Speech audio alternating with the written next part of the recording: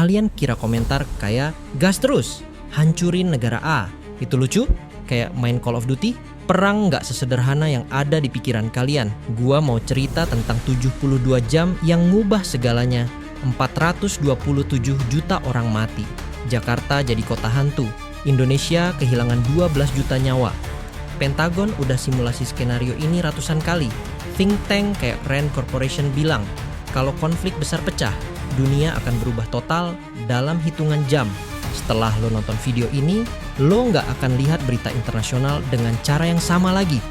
Nama gua Galan, dan selamat datang kembali di channel ini. Lo mungkin sekarang lagi santai, scroll TikTok, rebahan, atau ngopi di kafe. Tapi dunia di luar sana udah siap meledak. Ada lebih dari 13.000 senjata nuklir tersebar di berbagai negara. Cukup buat ngancurin semua kota besar di bumi. Yang bikin merinding, semuanya udah dalam posisi siap tembak.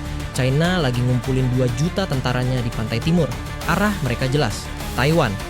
Amerika udah kirim 3 kapal induk ke Laut Cina Selatan. Rusia siapkan 1,3 juta tentara yang bisa digerakkan kapan aja. Ini bukan lagi sekadar unjuk kekuatan. Ini adalah persiapan perang sungguhan. Dan yang paling bahaya, bukan roketnya, tapi orang-orang yang pegang tombolnya. Xi Jinping hidup dalam ketakutan kalau Amerika bakal serang duluan. Presiden Amerika takut kehilangan posisi superpower. Putin paranoid NATO bakal hapus Rusia dari peta. Mereka semua merasa terpojok. Dan kalau lo pelajari sejarah, keputusan paling berbahaya selalu diambil waktu orang merasa nggak punya pilihan lain.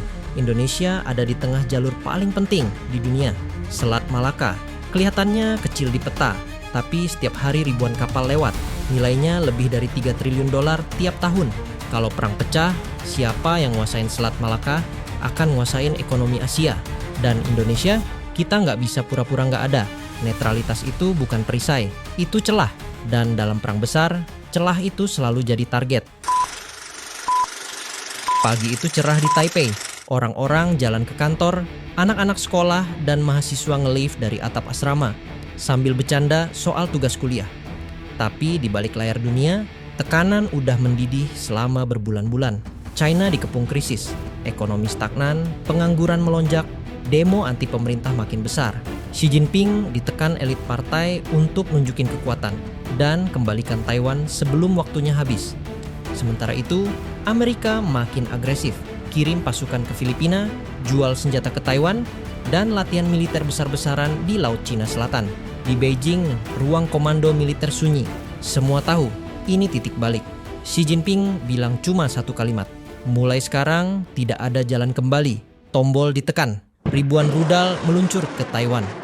Pangkalan militer hancur, bandara terbakar, kota-kota besar runtuh. Satu rudal nyasar ke taman kanak-kanak di pinggiran Taipei. Puluhan anak hilang, dan mahasiswa tadi, live streamnya jadi saksi pertama Perang Dunia Ketiga. Presiden Taiwan panik nge-call Trump. Amerika langsung gerak. Jet tempur lepas landas dari Jepang, kapal induk bergerak ke Taiwan. Langit Asia Pasifik dipenuhi pesawat perang. Cina nggak mau kalah. Rudal anti kapal ditembakkan ke armada Amerika. Kapal perang tenggelam. Ratusan tentara Amerika mati di laut yang mendidih. Pangkalan militer Jepang dibombardir. TK di dekat pangkalan itu hancur total. Guru dan puluhan anak nggak pernah pulang. Dan disinilah Indonesia mulai masuk masalah. Dunia udah pecah jadi 2 kubu. Dan kita berdiri persis di tengah jalur paling strategis, Selat Malaka. Jalur sempit yang menghubungkan 2 samudra. Tapi juga 2 kekuatan dunia yang lagi perang. Presiden Prabowo coba main aman, netral. Semua kapal boleh lewat asal dikawal TNI AL. Keputusan yang masuk akal, tapi berbahaya. Kayak jalan di tali di atas jurang. Satu salah langkah, semuanya bisa runtuh. Dan kesalahan itu datang. Kapal tanker Pertamina lagi berlayar santai di Selat Malaka. Dari radar kapal perang Cina, tanker gede itu kelihatan kayak kapal suplai Amerika. Kapten Cina mikir, sebentar, terus pencet tombol. Rudal meluncur. 187 awak kapal Indonesia mati tanpa tahu kenapa. Indonesia langsung naik pitam. Jet tempur TNI lepas landas. Negara yang mau netral tiba-tiba jadi musuh Cina. Sementara itu, dunia makin panas. Putin lihat Amerika sibuk di Asia, langsung hajar Ukraina habis-habisan. Iran bombardir Israel. Korea Utara serang Seoul. Dalam 1 hari, Setiap benua udah terbakar. Ekonomi global ambruk, harga minyak meloncat, bursa saham crash, rupiah jatuh bebas. Orang mulai panic buying. Umat manusia baru aja loncat ke jurang tanpa dasar. Dunia udah perang selama sebulan, tapi belum ada yang berani pakai senjata nuklir. Semua masih nahan diri sampai akhirnya satu negara runtuh. Korea Utara babak belur. Pasukan gabungan Korea Selatan dan Jepang udah hampir tembus ke Pyongyang. Kim Jong-un terjebak di bunker 200 meter di bawah tanah. Di atas tanah, kekacauan terjadi. Jutaan pengungsi, kota-kota hancur. Cina yang biasanya bantu sekarang sibuk perang sendiri. Putus harapan, Kim Jong-un pencet tombol terakhir yang dia punya. Rudal nuklir Hwasong 16 diluncurkan. Target, Seoul. 12 menit kemudian, kota itu hilang. 2 juta jiwa musnah. Sungai Han mendidih. Dunia berhenti sejenak, tapi bukan untuk berdoa, untuk balas dendam. Amerika nyerang balik, Pyongyang dihancurkan. Kim mati di bawah reruntuhan bunker yang ia bangun sendiri. Cina panik. Di layar satelit mereka lihat 2 jamur raksasa meledak di semenanjung Korea. Xi Jinping takut Amerika akan nyerang Beijing berikutnya. Dia nggak nunggu. Cina tembakkan puluhan rudal nuklir ke Guam, Pearl Harbor, Tokyo Bay. Jet tempur nggak sempat lepas landas. Kota-kota tenggelam dalam ledakan. Ratusan ribu orang tewas dalam 30 menit. Amerika balas. Beijing, Shanghai, Guangzhou, 3 kota kebanggaan Cina lenyap. 15 juta nyawa hilang dalam 2 jam. Putin nonton dari Kremlin dan dia sadar kalau dia nggak ikut sekarang, Rusia bakal dilupakan. Rudal Rusia diluncurkan ke London, Paris, Berlin. Balasan NATO datang dalam hitungan menit. Moskow, Saint Petersburg, Volgograd musnah. Iran nyerang Israel. Israel aktifkan Samson Option, strategi kiamat. Seluruh Timur Tengah berubah jadi lautan api. India dan Pakistan, mereka lihat dunia meledak dan memutuskan, kalau sekarang bukan waktunya, kapan lagi? Keduanya saling hancurkan kota besar, Delhi, Mumbai, Karachi, Lahore jadi cahaya, lalu jadi debu. Dan di saat semua orang pikir Indonesia aman karena netral, kesalahan terakhir terjadi. Sebuah kapal selam nuklir Cina rusak sistem navigasinya. Target awalnya Darwin, Australia. Tapi sinyal satelit rusak karena puluhan ledakan nuklir. Rudal melenceng, jatuh di Kupang, Nusa Tenggara Timur. 347.000 jiwa hilang dalam sekejap, tanpa peringatan, tanpa sirin, tanpa alasan. Indonesia yang sejak awal berusaha netral justru kehilangan lebih banyak nyawa daripada banyak negara yang aktif perang. Dalam waktu 72 jam sejak tembakan pertama ke Taiwan, dunia runtuh. 400 juta orang mati, 83 kota besar hancur. Lebih dari 2 miliar orang terpapar radiasi. Peradaban seperti yang kita kenal selama 5.000 tahun selesai.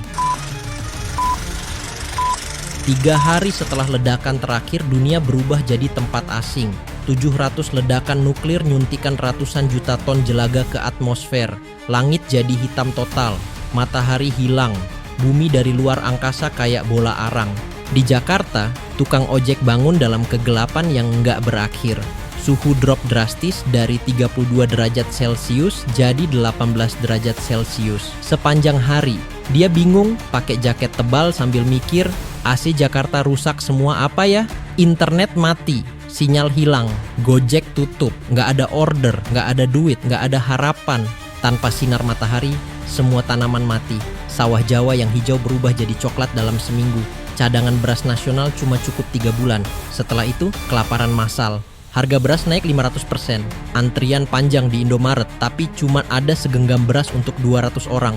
Kerusuhan pecah, orang bunuh-bunuhan demi sekilo beras. Rupiah jadi kertas toilet mahal, bank tutup, ATM kosong. Orang balik ke sistem barter, tuker emas sama mie instan. Radiasi dari Kupang terbawa angin monsun. Kanker meledak 400%, rumah sakit kolaps, obat habis. Dokter pada kabur atau mati. Di RSCM 200 pasien kanker datang setiap hari.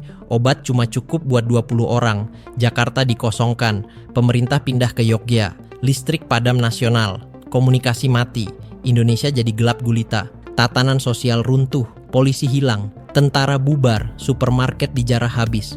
15 juta orang kabur dari Jawa. Keluarga jalan berhari-hari tanpa tujuan. Anak-anak mati di jalan karena diare. Dikubur di bawah pohon, terus jalan lagi. Nggak ada waktu buat sedih. Negara pecah. Sumatera, Kalimantan, Sulawesi, Papua deklar merdeka.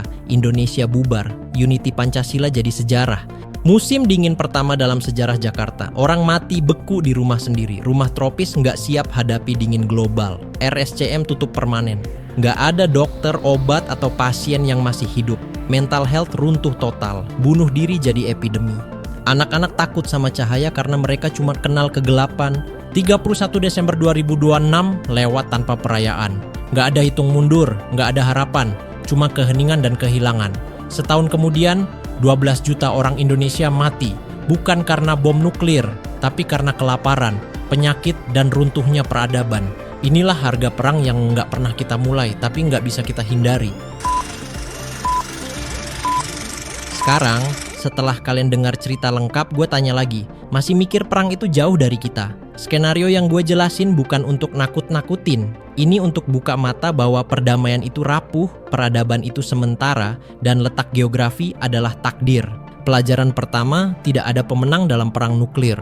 Senjata nuklir tidak bedakan militer dan sipil, kombatan dan non-kombatan, bersalah dan tidak bersalah. Pelajaran kedua, peradaban modern lebih rapuh dari yang kita kira.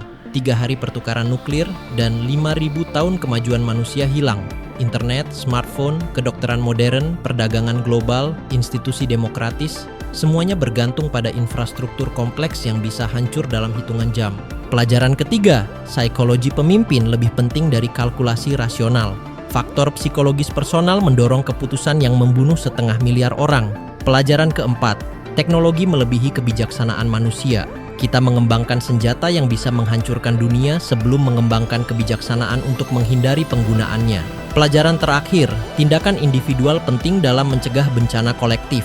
Setiap pilihan yang kita buat, konten apa yang kita share, bagaimana kita bicara tentang negara lain, apakah kita dukung diplomasi atau aksi militer, berkontribusi pada atmosfer global perdamaian atau permusuhan. Skenario ini bukan takdir, tapi setiap hari kita diam, kita selangkah lebih dekat ke kehancuran. Di cerita ini 1,8 miliar orang mati karena keputusan segelintir orang. Jangan biarin itu kejadian di dunia nyata. 72 jam bisa hancurkan dunia. Tapi satu tindakan kita bisa bantu selamatin masa depan. Perdamaian atau alternatifnya. Lo pilih yang mana? Terima kasih sudah nonton sampai akhir. Like dan subscribe biar gue semangat nulis konten yang lebih bermanfaat lagi. Bye!